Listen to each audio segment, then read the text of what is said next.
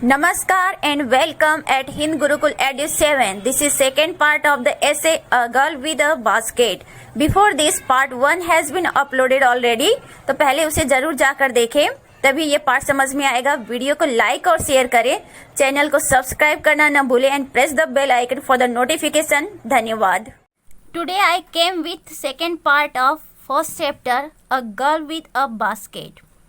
तो देखते हैं सेकंड पार्ट में क्या है, क्योंकि इसके पहले जो इंट्रोडक्शन है और थोड़ा सा स्टोरी है ये इसको हम पढ़ा चुके हैं। तो यहाँ पे आगे उससे आगे की जो स्टोरी है उसके बारे में देखते हैं इस सेकंड वीडियो में। Let's see. At one station my routine of talking with the people was interrupted. As soon as I alighted a group of young children gathered around me. Interrupted means होता है disturb होना, बाधा पड़ना।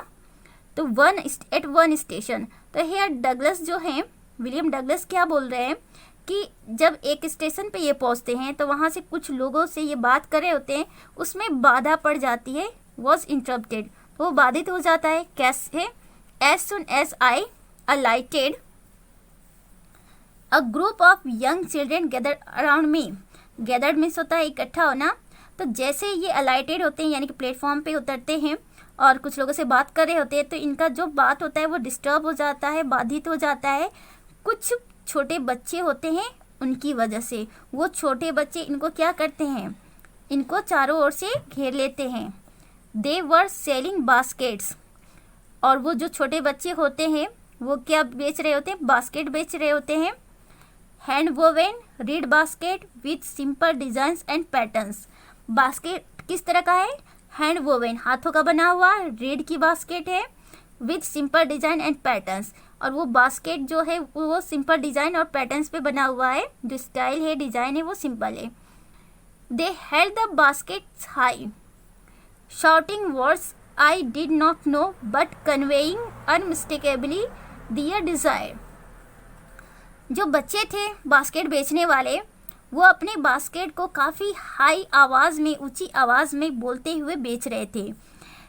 Here Douglas is saying, जो Douglas है वो क्या बोल रहे हैं कि कन्वेइंग अनमिस्टेकेबली दियर डिज़ायर। इनको तो नहीं पता कि वो क्या बोल रहे हैं बिकॉज ऑफ लैंग्वेज प्रॉब्लम, लेकिन जहाँ तक उन्हें लग रहा था कि वो जो बच्चे हैं अपनी डिज़ायर को बहुत ऊंची आवाज़ में कन्वे करने की कोशिश कर रहे थे बिना किसी गलती किए हुए। मतलब बहुत सही ढंग से वो अपनी आवाज़ में क्या बोल रहे थे, कन्वे कर रहे थे। मतलब अपनी बात को लोगों के सामने रख रहे थे, अपनी डिज़ायर को अपने लोगों के सामने रख रहे थे, यानी कि बास्केट बेच रहे थे। और बास्केट बेचने के लिए वो लोगों को जो लोग हैं उनको मोटिवेट करना चाह रहे थे, सो दैट कि वो उनके बास्केट को परचेज करें। तो उनकी बातों को यहाँ पे डगलस समझ तो नहीं पा रहे, बट उनको पता है कि वो बच्चे सही से बोल रहे थे, गलत नहीं बोल रहे थे।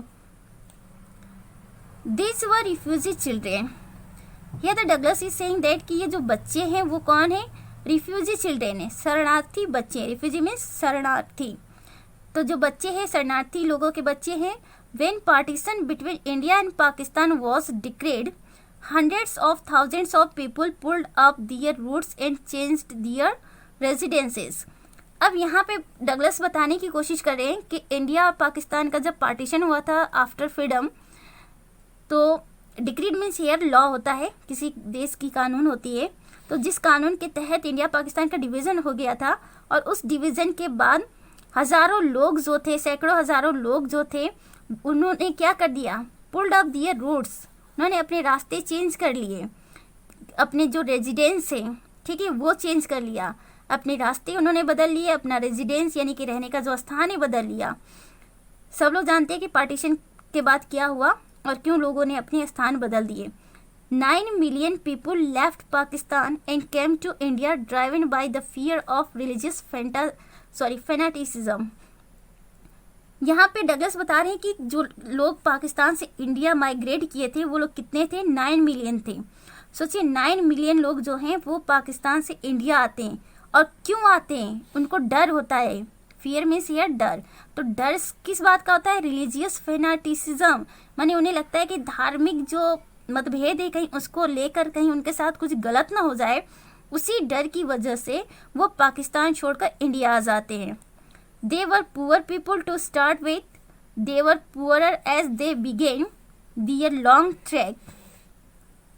For all they could carry was a bit of food and a few belongings. अब देखिए यहाँ पे उन लोगों की कंडीशन के बारे में बता रहे हैं डगलस कि वो लोग कितने पुअर हैं, बहुत ही ज़्यादा पुअर हैं, इतने पुअर हैं कि उनके पास कुछ भी नहीं है, सिर्फ थोड़ी बहुत खाने की चीज़ें हैं जो वो कैरी कर सकते थे। वो क्या कर सकते थे, अब पूरा अपना घर तो उठा के वहाँ से लेकर आएंगे नहीं, तो जो भी कुछ वो कैरी कर सकते हैं, थोड़ी बहुत खाने की चीज़ें हैं और कुछ ज़रूरत की सामानें हैं। फ्यू बिलोंगिंग्स मतलब उनसे जुड़ी हुई कुछ चीज़ें ज़रूरत की। Soon they were out of food. अब जो भी कुछ थोड़ा बहुत फूड वो लोग अपने साथ कैरी करके आए थे वो ख़त्म हो जाता है, वो खा पी लेते हैं, तो उसके बाद उनके पास कुछ भी खाने के लिए नहीं बचता। A few days after they started, they began to fall by the wayside from the weakness of hunger and died where they fell. A few days after they started. अब देखिए स्टार्ट में तो जो भी कुछ वो कैरी किए थे फूड आइटम्स वो खाते हैं, लेकिन उसके बाद क्या होता है कि they begin to fall by the wayside from the weakness of hunger. अब उनकी कंडीशन क्या हो जाती है, हंगर दैट इज़ भूख, भूख की वजह से उनकी कंडीशन क्या हो जाती है, कमज़ोर हो जाते हैं। तो भूख की वजह से वो कमज़ोर हो जाते हैं और इसकी वजह से वो गिर जाते हैं। ठीक है, fall by the way side, तो रास्ते के जो हैं वहाँ पे जहाँ भी वो रहते थे वहाँ पे वो गिर जाते हैं और जहाँ भी गिर जाते हैं वहीं उनकी डेथ हो जाती है। वेयर दे फॉल, जहाँ वे गिरते हैं वहीं उनकी डेथ हो जाती है। The children selling baskets were sons and daughters of this refugees. Now here the writer is connecting this thing कि जो बच्चे यहाँ पे स्टेशन पे उनको मिले थे और बास्केट बेच रहे थे वो कौन थे, उन्हीं रिफ्यूजीज के बेटे और बेटियां थे, मतलब उन्हीं के बच्चे थे। किनके बच्चे थे, वो रिफ्यूजीज जो पाकिस्तान छोड़कर भारत आ गए थे। दे आर देयर पेरेंट्स और relatives had gathered in the cities setting up stalls manufacturing simple articles trying to make a living in markets already over crowded. अब यहाँ पे बता रहे हैं कि दे आर देयर पेरेंट्स, बच्चे और उनके पेरेंट्स, उनके रिलेटिव्स, वो सभी लोग क्या करते हैं, शहर में इकट्ठा हो जाते हैं क्योंकि उनके पास कोई ऑप्शन नहीं है और वहाँ पे जो भी कुछ थोड़ा बहुत बनाते हैं, मैन्युफैक्चर करते हैं, छोटे छोटे आर्टिकल्स, छोटे छोटे आइटम मैन्युफैक्चर करते हैं, बनाते हैं, उसकी स्टॉल लगाते हैं।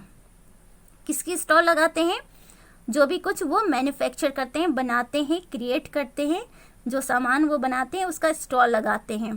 Trying to make a living in markets already over crowded. अब वो स्टॉल लगाकर वो क्या करना चाहते हैं, मार्केट में उसे बेचते हैं सो दैट कि उनको खाने पीने के लिए उनको कुछ पैसे मिल जाए, उनको जीवन जीने के लिए कुछ पैसे मिल जाए सो दैट कि वो अपनी ज़िंदगी को आगे कैरी कर सकें।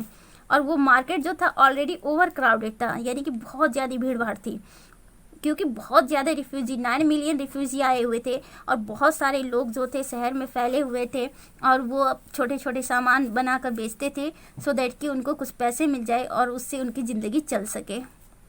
They lived in cloth and grass sets that line the streets.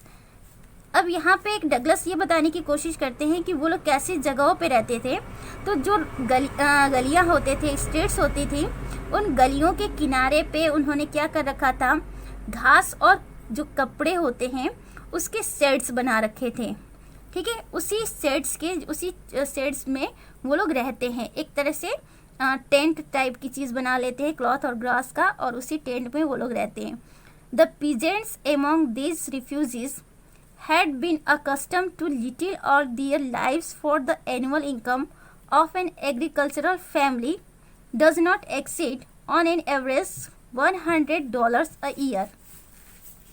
अब यहाँ पे बता रहे कि the peasants of among these refugees, ये जो शरणार्थी आए हुए थे पाकिस्तान से इंडिया, इनमें जो peasants थे, किसान थे, फार्मर थे, had been accustomed to little or all their lives for the annual income, तो उनकी जो एनुअल इनकम होती थी वो बहुत ही कम होती थी, of an agricultural family does not exceed.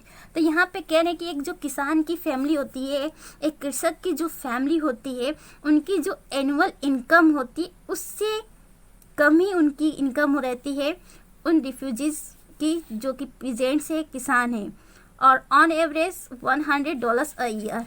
और इन्होंने बता रखा है कि उनकी जो इनकम है, एनुअल इनकम है, अगर उसका एवरेज देखा जाए तो वो कितना है, $100 अ ईयर है।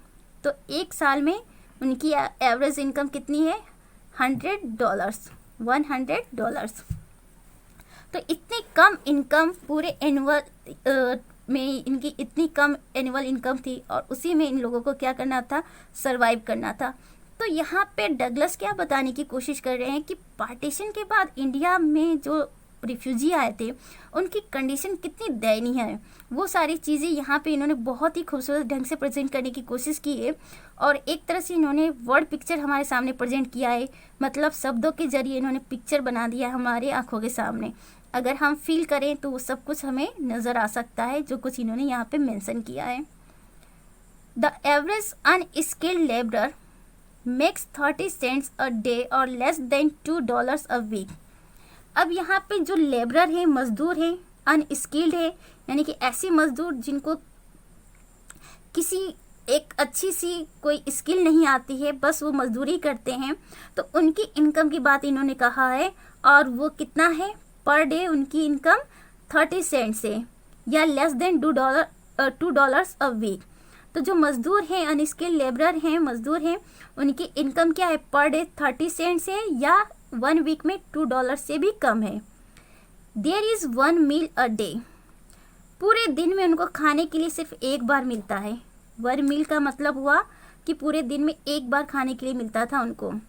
N onion, a piece of bread, a bowl of pulse with milk, perhaps a bit of goat cheese. और उस खाने में क्या होता था, जो पूरे दिन में एक बार उनको खाना मिलता था, उस खाने में क्या शामिल रहता था, एक ओनियन, ब्रेड का एक टुकड़ा, दैट इज़ रोटी का एक टुकड़ा, अ बाउल ऑफ पल्स दाल की एक कटोरी दाल, विथ मिल्क थोड़ा मिल्क, और साथ में थोड़ी बहुत कभी उनको गोट चीज़ मिल जाता था। No tea, no coffee, no coffee, no fat, no sweets, no meat. ठीक है, तो उनको बस ज़रूरत भर की जो खाने की चीज़ थी वही मिलती थी, कोई एक्स्ट्रा नहीं मिलता था, टी कॉफ़ी नहीं मिलता था, कुछ फैटी आइटम नहीं मिलते थे, स्वीट्स मीट कुछ भी नहीं मिलता था। बस ये सारी जो चीज़ें उसी को दिन में एक बार खाकर वो अपनी जीविका चलाते थे। $100 a year is not $2 a week, yet even that small amount is hard to earn by selling baskets to people too poor to buy them। अब क्या कहते हैं यहाँ पे कि $100 a year is not $2। तो यहाँ पे देखिए पूरी वर्ष में सिर्फ $100 न कि $200 उनकी इनकम होती थी, और साथ में वो जो स्मॉल अमाउंट है $100 उसको भी अर्न करना ये बास्केट सेल करने वालों के लिए बहुत ही टफ होता था।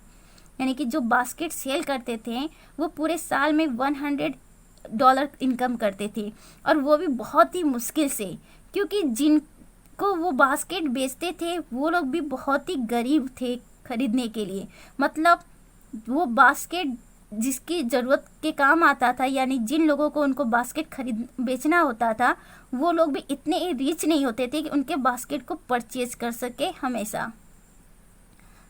That no doubt is the reason these little children descended on me like locust। तो वहाँ पे जो बेचने वाले होते थे वो तो गरीब होते ही थे, खरीदने वाले भी बहुत गरीब होते थे। इस वजह से उन लोगों की इनकम उससे ज़्यादा नहीं होती थी और बहुत ही हार्ड इनकम होता था, यानी कि जो इनकम होती थी बहुत मुश्किल से होती थी। तो दिस इज़ द रीज़न कि जो बच्चे हैं, जो बास्केट बेचने वाले बच्चे थे, वो बिल्कुल लोकस्ट की तरह, टिड्डियों की झुंड की तरह डगलस के चारों तरफ उनको घेर लेते हैं स्टेशन पे। I an American was doubtless the most promising market they had seen. अब जहाँ तक बच्चों को लगा कि हो सकता उनको वहाँ पे जितने बच्चे थे उनको लगा होगा कि ये फॉरेनर हैं, एक अमेरिकन है, फॉरेनर हैं, तो होपफुली वो पैसे वाले होंगे और ओबियसली उनके जो सामान है, बास्केट है, उसको वो खरीद सकते हैं। तो इन बच्चों को लगा कि यही पर्सन है जो उनके सामान को खरीद सकते हैं, इसीलिए सारे बच्चे इनको घेर लेते हैं। नेक्स्ट पैरा में देखते हैं, I bought one tiny basket for a few annas, another fruit basket for a bit more, a beautiful waste paper basket for a rupee, a lovely sewing basket for a rupee, a few fans for an anna or two apiece। अब यहाँ पे Douglas जो थे उन बच्चों की condition को देख के बहुत ही इनको दया आती है और फिर ये अपने आप को रोक नहीं पाते हैं बास्केट खरीदने से। तो यहाँ पे डगलस बताते हैं कि उन बच्चों से इन्होंने क्या क्या परचेज़ किया। तो I bought one tiny basket for a few anna, इन्होंने एक छोटा सा बास्केट खरीदा कुछ आना में। आपको पता है कि पहले आना वगैरह भी चलता था, तो आना में इन्होंने छोटा सा बास्केट खरीदा। फिर इन्होंने फ्रूट बास्केट खरीदा थोड़े से और ज़्यादा आना में। अब ब्यूटीफुल वेस्ट पेपर बास्केट, फिर जो वेस्ट पेपर होते हैं उसके बने हुए जो बास्केट होते हैं, खूबसूरत सा बास्केट था, उसे इन्होंने 1 रुपये में ख़रीदा। फिर एक प्यारा सा जो प्यारा सा स्विंग बास्केट था उसे भी इन्होंने 1 रुपये में ख़रीदा। A few fans for an anna, और कुछ पंखे इन्होंने एन आना में ख़रीदा या 2 पैसे में। तो ये सारी चीज़ें इन्होंने उन बच्चों से ख़रीदा। My arms were filled and I had not spend 50 cents. अब यहाँ पे डगलस बताते हैं कि इन्होंने 50 सेंट्स भी नहीं खर्चे और इनके जो हाथ थे सामान से भर गए थे, यानी कि बहुत कम पैसे में इन्होंने बहुत कुछ खरीद लिया। The children passed in shouting their wares, बच्चे वहाँ से गुजर रहे थे अपने वेयर्स यानी कि अपने सामान के बारे में। वेयर्स मीन्स जो उनकी सामान है उसके बारे में चिल्लाते हुए, यानी कि उसको बोली लगाते हुए बेचते हुए जा रहे थे। I was a prisoner completely surrounded unable to move. Douglas की वहाँ स्टेशन पे क्या कंडीशन थी, बिल्कुल एक कैदी वाली कंडीशन हो गई थी। ऐसा क्यों? क्योंकि सारे बच्चे उनको चारों तरफ से घेर लिए थे, इस वजह से वो बिल्कुल हिलडुल नहीं पा रहे थे, मूव नहीं कर पा रहे थे। चारों तरफ बच्चे थे उनके। The most diligent aggressive vendor was a beautiful girl of 9 right in front of me. अब जितने सारे वहाँ पे बच्चे थे उनमें से सबसे ज़्यादा डिलीजेंट और एग्रेसिव जो वेंडर मीन्स यहाँ पे फेरी वाले होते हैं, हॉकर होते हैं, तो उन सारे बास्केट बेचने वाले बच्चों में सबसे इनको एग्रेसिव और अपीलिंग जो बच्ची थी वो 9 वर्ष की थी। तो 9 वर्ष की एक छोटी सी बच्ची थी इनके सामने, जिसको देखकर इन्हें काफ़ी मतलब ये इम्प्रेस हुए उस बच्ची से। She had a lovely basket with handle and she wanted a rupee and half for it or about 30 cents. अब यहाँ पर डगलस बोलते हैं कि जो बच्ची थी 9 इयर्स की, उसके पास एक हैंडल वाला खूबसूरत बास्केट था और वो बच्ची उस बास्केट के लिए 1 रुपी एंड हाफ यानी कि 1.5 रुपये लेना चाहती थी, लगभग 30 cents in American money.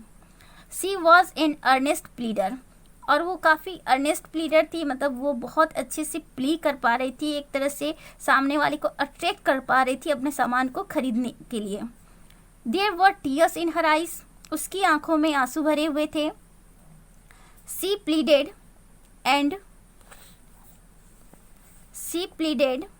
And begged in tones that would bring my heart. उसने बहुत ही सॉफ्ट वर्ड्स में इनसे प्ली किया, इनसे रिक्वेस्ट किया कि सो दैट कि वो उसके बास्केट को परचेज करें। और जिस हिसाब से उसने इनसे रिक्वेस्ट किया, इनका हार्ट बिल्कुल भर आया और इनके हार्ट जो दिल है उसमें काफ़ी इनको एक तरह से बिल्कुल इनका हार्ट क्या हो गया, चेंज हो गया उस बच्ची को देखकर। और ये इन्होंने सोचा कि कुछ उसके लिए करते हैं, कुछ हेल्प करते हैं। My arms were full, I had no room. लेकिन क्या था, इनके जो हाथ थे वो तो पूरा भर गया था सामान से, जगह ही नहीं था कि ये कुछ और परचेज करें।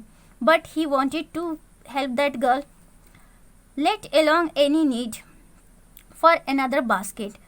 तो जितना कुछ उनको ज़रूरत की चीज़ें थी उनको एट द टाइम ज़रूरत लगा, वो सब चीज़ें इन्होंने खरीद लिया था।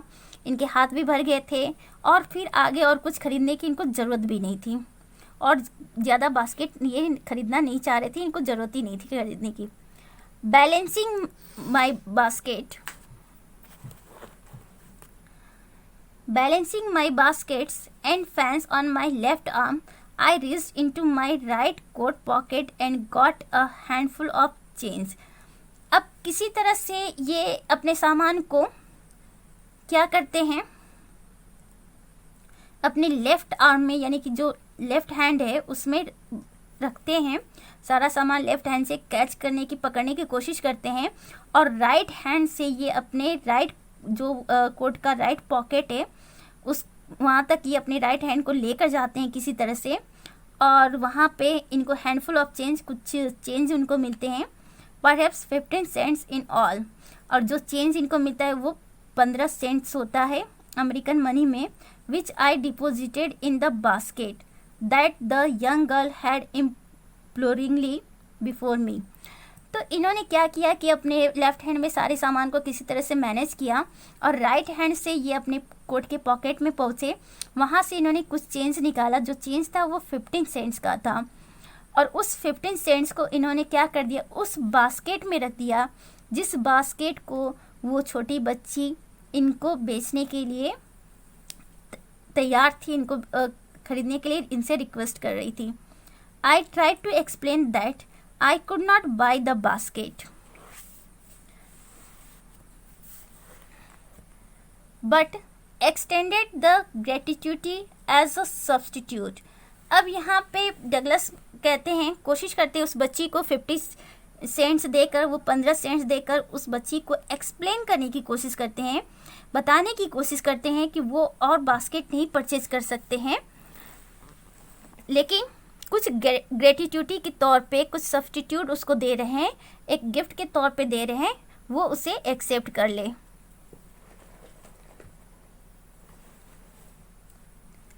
आई realise at once what offence I had given. इन्होंने सोचा कि उस बच्ची को, चलो बास्केट तो नहीं खरीद रहे हैं लेकिन कुछ पैसे देकर उस बच्ची की हेल्प कर दें उसकी कंडीशन को देखकर, बट जैसा इन्होंने वो पैसा उस बच्ची को दिया, इनको लग गया कि इन्होंने बहुत बड़ी गलती की। ऑफेंस मीन्स हियर गलती, तो इन्होंने बहुत बड़ी मिस्टेक कर दी, इनको रियलाइज़ हुआ। मिस्टेक क्या था? This child of 9 dressed in rags and on the ease of starvation raised her chin, reached into the basket and with all the pride and graciousness of a lady handed the money back to me. The child of 9, वो बताती कि वो 9 वर्ष की बच्ची जो rags में dress थी, रैग्स मीन्स होता है फटे पुराने कपड़े, तो जिसने फटे पुराने कपड़े पहन रखे थे, ईज ऑफ स्टार्वेशन जो कि भूखमरी की कंडीशन में थी, ऐसी कंडीशन में थी कि भूख से वो मर सकती थी, इस कंडीशन में थी वो बच्ची। Raised her chain wrist into the basket, उस बास्केट के पास पहुंचती है जिस बास्केट में उन्होंने वो 15 सेंट्स दिए थे, 15 सेंट्स दिए थे उस बच्ची को, उस बास्केट तक अपने हाथ लेकर जाती, and with all the pride and graciousness of a lady, और काफ़ी गर्व के साथ और ग्रेसनेस के साथ वो lady means that 9 years old girl handed the money back to me, उस मनी को उसने क्या कर दिया, हैंड ओवर कर दिया, वापस इनको दे दिया। मतलब उस बच्ची की कंडीशन क्या थी, बिल्कुल फटे पुराने कपड़े पहनी थी, भूखे मर रही थी, फिर भी उसने वो पैसे नहीं लिए और वापस इनको दे दिए, बिकॉज वो अपनी बास्केट को बेचकर पैसा लेना चाहती थी, बिना बेचे नहीं लेना चाहती थी। There was only one thing I could do, अब इनको समझ में नहीं आता व्हाट टू डू, तो फिर एक ही ऑप्शन था इनके पास, and that option was is that I bought the basket. इनके पास यही लास्ट ऑप्शन था कि ये बास्केट को परचेज कर लें। पहले तो डगलस बास्केट खरीदना नहीं चाहते थे क्योंकि इनके पास जगह नहीं था रखने के लिए, सेकेंड थिंग ज़रूरत भी नहीं थी, बट जब बच्ची ने पैसा वापस कर दिया तो इनको लगा कि अब बास्केट खरीदना ही पड़ेगा। She wiped her eyes, smiled and dash down the platform, headed for some grass hut that would have at least 30 cents that night। अब इस तरह से उस बच्ची का बास्केट इन्होंने खरीद लिया क्योंकि इनके पास कोई ऑप्शन नहीं होता है जब बच्ची पैसे रिटर्न कर देती है। जैसे ये बास्केट परचेज कर लेते हैं वो अपने आँखों को पोंछ लेती है, वाइप मीन्स पोंछना, तो पोंछ लेती है, स्माइल करते हुए, हंसते हुए, हल्की सी मुस्कान के साथ, dash down the platform, platform से नीचे की ओर जाती है, हेडेड फॉर सम ग्रास हट, किसी ग्रास हट जो घास की झोपड़ी है उसकी तरफ वो बढ़ती है, that would have at least 30 cents that night, और ऐसा लगता है कि उस बच्ची ने उस दिन सिर्फ 30 सेंट्स उस बास्केट के लिए जो उसने लिए थे उतना ही उसकी इनकम थी उस रात के लिए। तो after purchasing the basket of girl, जब गर्ल की बास्केट परचेज कर लेते हैं तो वो खुश होकर प्लेटफॉर्म की तरफ जाती है, अपनी झोपड़ी की तरफ जाती है, और यहाँ पर डगलस ये बताने की कोशिश कर रहे हैं कि शायद उसके पूरे दिन भर की इनकम 30 सेंट्स ही थी। Later on, what happened to Douglas? I told this story to Prime Minister Pandit Jawaharlal Nehru. I told him it was one reason I had fallen in love with India. तो इनकी मुलाकात later on prime minister Pandit Jawaharlal Nehru से होती है, क्योंकि 1950 में prime minister Nehru ji ही होते हैं।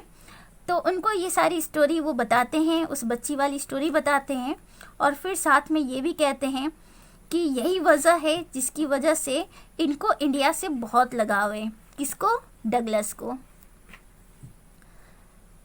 The people I saw in India, those in the villages as well as those in high office, have both pride and lively sense of decency and citizenship. यहाँ पर Douglas क्या बताना चाहते हैं कि उन्होंने पूरे अपने टूर में जो कुछ इंडिया के बारे में देखा जाना, उसका इन्होंने एक कंक्लूज़न यहाँ देने की कोशिश की है, और वो बताना चाहते हैं कि जो इंडिया के लोग हैं, चाहे गांव में रहने वाले लोग हों, चाहे बड़ी बड़ी ऑफिसों में रहने वाले लोग हैं, उन सभी के अंदर प्राइड है। किस बात का लेकर प्राइड है? गर्व है। लाइवली सेंस ऑफ डिसेंसी, काफ़ी डिसेंट हैं लोग, काफ़ी अच्छे लोग हैं, सुशील लोग हैं, प्राइड है, गर्व है उन्हें, और साथ में अपने सिटीजनशिप को लेकर, मतलब उनके कहने का मतलब है कि जो इंडिया के लोग हैं उनको इंडियन होने का बहुत ही गर्व है। They also have a passion for independence, और साथ में एट द टाइम, क्योंकि जल्दी आज़ादी मिली थी, तो लोगों के अंदर जो आज़ादी का पैशन है वो भी देखने को मिला था इनको। This beautiful child born in squalor and poverty, uneducated in both grammar and manners, had given me a glimpse of the warm soul of India. तो here the conclusion में उन्होंने क्या कहने की कोशिश की है? उन्होंने कहा ये जो ब्यूटीफुल छोटी सी बच्ची थी जिसका जन्म बिल्कुल ही गंदी मलिन बस्ती में हुआ था, बहुत ही गरीब थी, पढ़ी लिखी नहीं थी, न चाहे वो उसको मैनर भी उतना नहीं था, और ना ही जो किताबी नॉलेज थी वो भी नहीं थी, तो किसी ढंग से वो पढ़ी लिखी नहीं थी, फिर भी उसने इनको क्या सिखाया? उस बच्ची ने इनको क्या दिखाया? उस बच्ची ने इनको दिखाया कि जो इंडिया है, इंडिया